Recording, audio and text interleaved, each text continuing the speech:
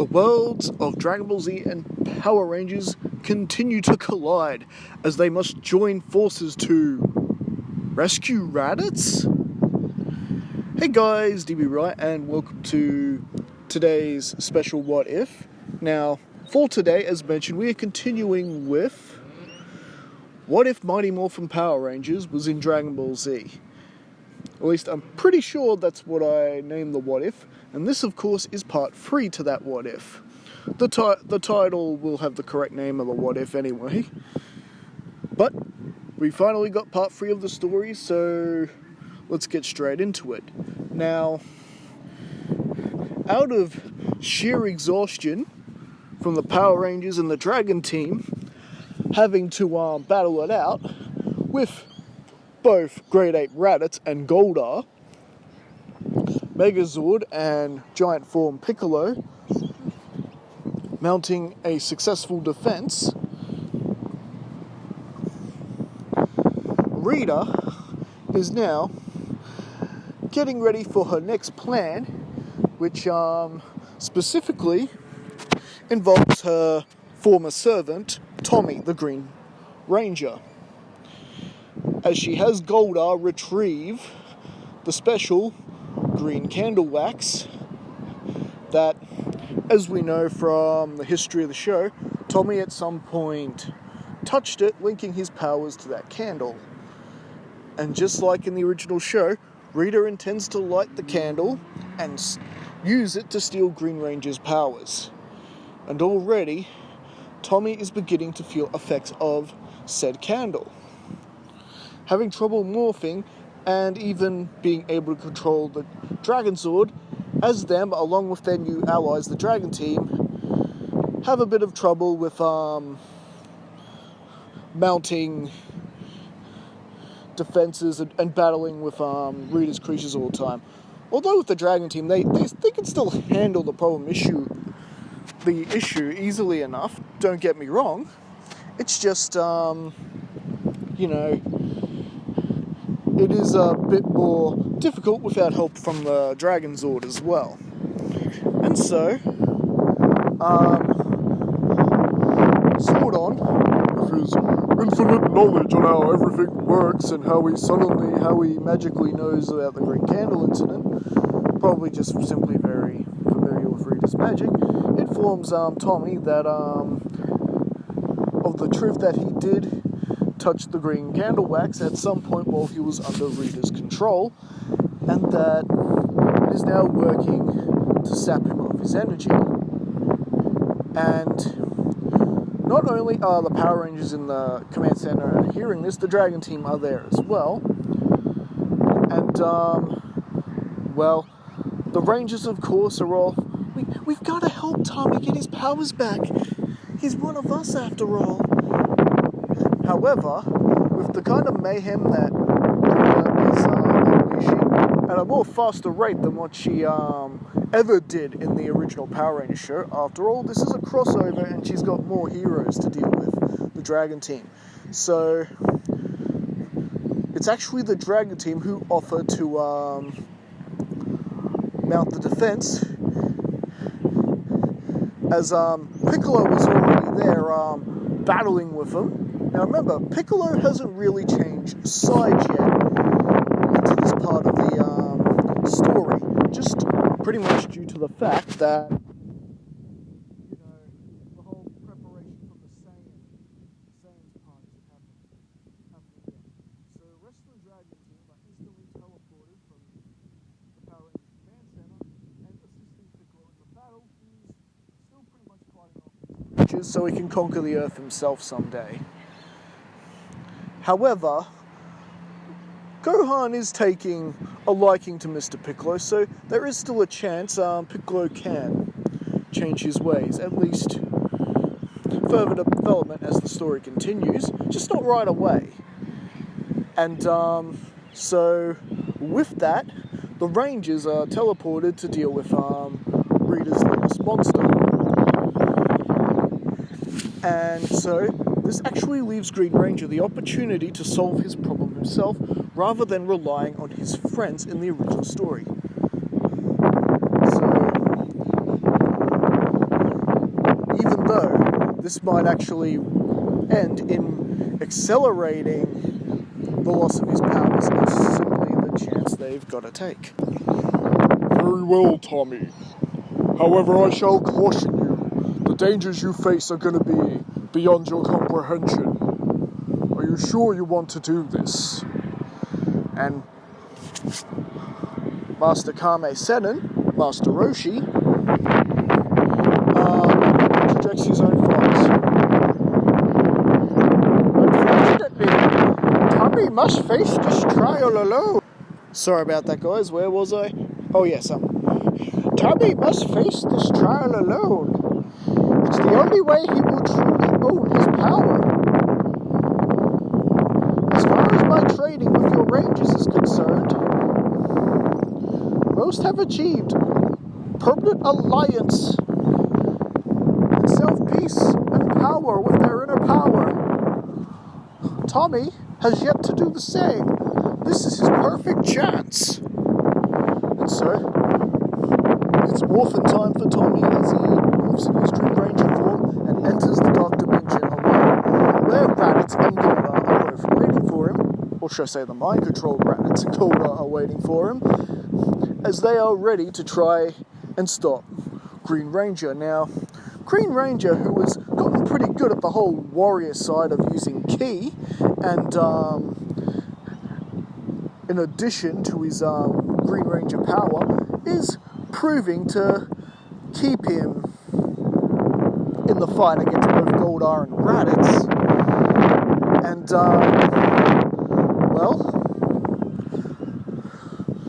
Raditz and Goldar get way too overconfident with holding back the Green Ranger and mocking him. You can't defeat us, Green Ranger. Your power will belong to Rita as the candle burns. You may as well give up, Give up, Tommy. The power of our Empress is simply too powerful for you to handle. That's Raditz talking, of course. Green Ranger can sympathize for Raditz because Tommy remembers how he used to talk like that about Rita. I don't know what kind of person you were before, Raditz, but you've definitely fallen. And well, Tommy's not about to give up, keeps fighting through, and in the end, thanks to the overconfidence of Goldar and Raditz, Tommy does manage to retrieve and extinguish the green candle, and returning it to the command center. His Green Ranger powers still permanently intact, has Alpha prepares under Zordon's orders to dispose of the green wax candle properly and efficiently, so Tommy keeps his powers. And so, with that crisis done and averted, Green Ranger is able to join the fight, assisting the Rangers with the Dragon Sword like he normally would, and they're able to stop Rita's monster. Meanwhile, the Dragon team have had no problem clearing West City from Putty Patrol and some other monsters that Rita had helping. Oh, drats, I've got such a headache! They're failing me again! This time I thought I had this planet for sure! Fenster! Where are you, Fenster? You'll pay for this! Rita throwing the blame game as always. And, meanwhile, in the outskirts of the galaxy, Frieza is quite happily confident as he sends the Ginyu Force to try and deal with Lord Zedd once and for all and his forces, who are currently at war with Frieza. Fighting this war is such a nuisance. I should be busy reaping the benefits of my rule. This Lord Zedd keeps getting in my way. And, Captain Ginyu, I'll leave the extermination of Lord Zedd and all his flunkies to you. Be a good boy now and deal with this swiftly. I would like to get back to ruling my galaxy. Don't you worry, Lord Frieza. We will deal with that Lord Zedd for you. Men, the dance of war. They do a ridiculous dance in front of Frieza. Ginyu, my head's already throbbing. If you value your life, please stop immediately and just do the job I assigned you. Right. Men, let's move out. So the Ginyu Force are on their way to deal with Lord Zedd. And how does that go exactly? Just as I planned. Frieza is sending his best soldiers towards us. Now is my opportunity to put them under my control. Show them the benefits of working for Lord Zedd. And essentially, his plan works. Even though the Ginyu Force, and pretty much most of Frieza's forces, in fact, are more physically and power levelly more powerful than what Lord Zedd and his minions are, to the mere fact that Lord Zedd is a master dark magician or warlock, whatever you want to call him, and his mastery in the dark arts is enough to bring any loyal servant to Frieza under his control. So, you are the mighty Ginyu Force. How does it feel to be kneeling before me? From now on, I christen you the Zedd Force. So this whole back and forth between Frieza and Zedd, as well as the back and forth between the Rangers and Dragon Team Alliance against Rita Repulsa, goes back and forth for the next year, all the way right up until the arrival of Nappa and Vegeta. Now, significant changes to mind at this point is that Piccolo has grown more fond of Gohan and is more willing to help with simply the protection of the planet, as opposed to conquering the world. Because, you know, Gohan treating him like a actual person than a monster plays a huge fact in Piccolo's character and why he changes sides. So, to have Piccolo as one of the good guys, we need to keep that relationship between the two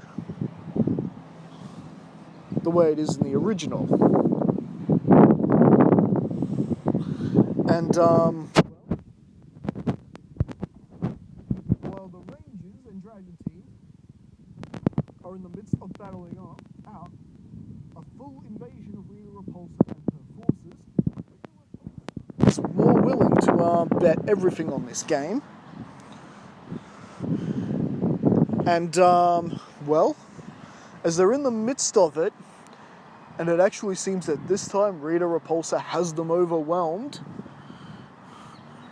Yeah, there ain't two monsters this time. There's three, including Goldar and Raditz. Raditz only being able to transform with because of Rita repositioning the moon to appear during the daytime. And well, this is where everyone senses huge powers approaching. And that is, of course, Nappa and Vegeta, who have now arrived on Earth. And as they arrive, they're just arriving at pure carnage. And Vegeta and Nappa can't wait to get their hands in on the action. Hey, Vegeta, look, that full moon is out already. Don't look at it, Nappa. We need to keep ourselves in control. Let Kakarot and his friends and those rainbow fighters down there deal with these monsters and such. You and I will concentrate on Raditz. Recognizing they need their wits about them, they go straight for Raditz. And after all, if they went Great Ape themselves, they'd easily kill Raditz, even if they tried holding back in that state and form. It was too risky for their fellow Saiyan, And besides, they don't want to wreck the place. They're not here to cause trouble this time. They are here because they genuinely want answers and help. And, well, as the ongoing chaos and battle consumes, civilians running for their lives and them doing their best to defend what is now the combined Angel Grove and West City. Everyone being evacuated from Ernie's club. All of that. Rita Repulsa is ready to put her endgame into motion. Alright, make my monsters grow! As Goldar and the three other monsters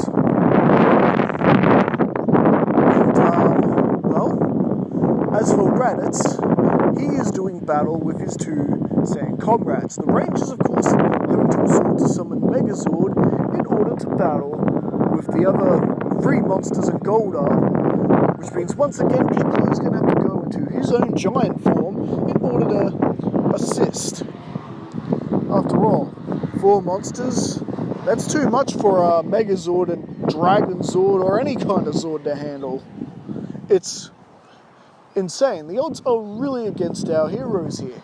At least so they think. They do not understand the power of the mighty Nappa and Vegeta, as they're having no problem with keeping away from Raditz's attacks. However, they're trying to be as mindful as possible about damaging Raditz too much. They're not trying to kill him after all. They're trying to get him to come to his senses. Zordon now recognizes the two Saiyans' intent. Alpha, we must assist Nappa and Vegeta with freeing Raditz. Aye, Zordon. Are you absolutely sure? Yes, they're not here to do the planet any harm. At least, at this point. This may be the opportunity to gain more powerful allies in the struggle against evil. And so, they commune to Tommy and tell him the information that Raditz and Nappa are going to need to free Vegeta. Tommy, there is a source of dark energy controlling Raditz. It's the scalter on his head. Just like how it was the sword of darkness for you. Of course, it's so obvious, Zordon. Why didn't I think of that? Alpha hacks into the communication frequencies of Nappa and Vegeta Scouters, and Tommy passes on Zordon's word. Guys, if you wish to save your friend, you need to aim for that scouter on his head. That's where the source of the dark magic controlling him is coming from. What? Vegeta, who the heck is this? I don't take orders from you. Nappa rebuts. And Tommy thinking, oh, this isn't the time for petty squabbling. Vegeta listens intently and notices that the scouter has definitely been altered. It looks slightly different than the scouter Raditz left with. Nappa, do as he says. Aim for that scouter. And the duo do. Knocks the scouter straight from Raditz's face and destroys it completely. And Raditz is now regaining some sense of who he is. Now, Rita realizing that she could possibly have a rampaging monkey on her hands to deal with, she moves her moon and palace away from the battlefield, restoring Raditz to normal. What on earth came over me? Raditz, Vegeta, sir, I didn't mean to betray you. Take it easy, Raditz, we get what happened. I'm a little disappointed you allowed yourself to be controlled by such weaklings. But never mind that.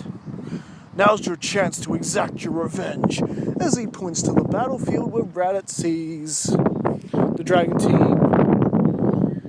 and the Rangers battling with Rita's forces, and now Nappa, Vegeta and Raditz join the fray, assisting the Rangers and the Dragon Team in wiping the scum out. And this is when Vegeta, Nappa and Raditz